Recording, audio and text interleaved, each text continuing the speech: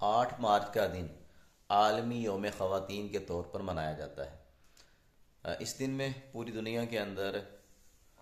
خواتین کی جو گھریلو، سماجی، معاشرتی خدمات ہیں ان پر انہیں خراج تحسین پیش کیا جاتا ہے۔ خواتین بھی اپنے مطالبات کا اظہار کرتی ہیں۔ اچھا، نبی کریم علیہ الصلوۃ والسلام کے دور میں بھی ایک مرتبہ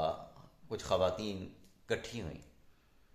اور انہوں نے بیٹھ کر ایک میٹنگ کی۔ اس میں ان کے دماغ میں، ذہن میں کچھ سوالات تھے، اشکالات تھے، مطالبات تھے، اور انہوں نے یہ سارے سوالات اور مطالبات کرنے کے لیے اپنے میں سے ایک خاتون حضرت اسماء بنت یزید کو اپنا نمائندہ بنایا اور نبی کریم صلی اللہ علیہ وسلم کے پاس بھیج دیا۔ اچھا، اسماء رضی اللہ تعالیٰ عنہ نبی کریم صلی اللہ علیہ وسلم کے پاس آئیں اور کہنے لگی، یا رسول اللہ صلی اللہ علیہ وسلم، میں خواتین کا نمائندہ بن کر آپ کے پاس، قاصد بن کر آپ کے پاس آئیں، اور آ کر کہنے لگیں کہ اے اللہ کے نبی، اللہ نے آپ کو مردوں کی طرف بھی نبی بنا کر بھیجا اور عورتوں کی طرف بھی نبی بنا کر بھیجا ہے،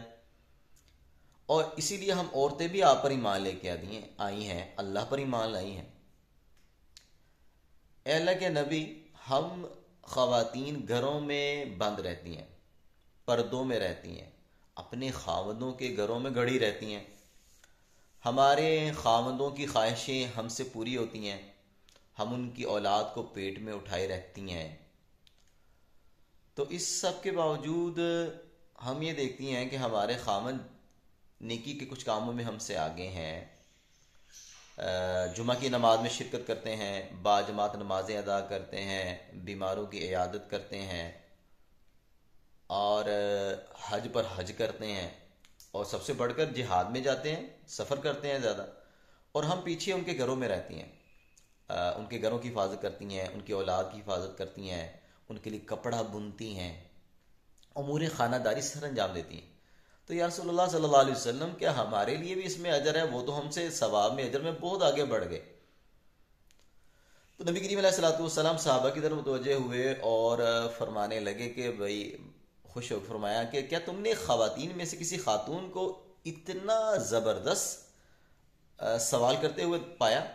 صحابہ رضی اللہ تعالیٰ عنہ فرمانے لگے، یا رسول اللہ صلی اللہ علیہ وسلم، ہمارا نہیں اندازہ تھا کہ ایک خاتون بھی اس قدر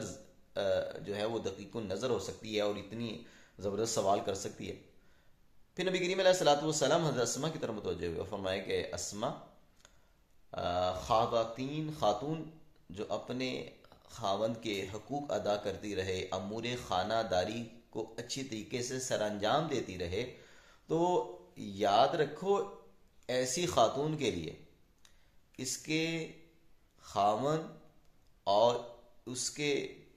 بیٹے، بھائی، والد جتنے بھی اعمال سر انجام دیں گے نیکی کے، ان خواتین کو گھر میں رہتے ہوئے ان سب کا اجر ملے گا۔ اچھا، اسماء رضی اللہ تعالیٰ نے یہ بات سنی تو بہت خوش ہوئیں اور واپس جا کے پھر ان خواتین کے پاس گئیں اور ان کو جا کے ساری بات بتلائی کہ ایسا نہیں ہے کہ ہم گھروں میں رہیں اور ہمیں اجر نہیں ملے گا، ہمیں بہت بڑا اجر ملے گا، اور اللہ تعالیٰ کی طرف سے یہ ہمارے لیے اللہ کے نبی صلی اللہ علیہ وسلم کی زبان مبارک سے ہمیں بتلایا گیا ہے کہ ہم سب کے لیے اس میں بہت بڑا اجر ہے۔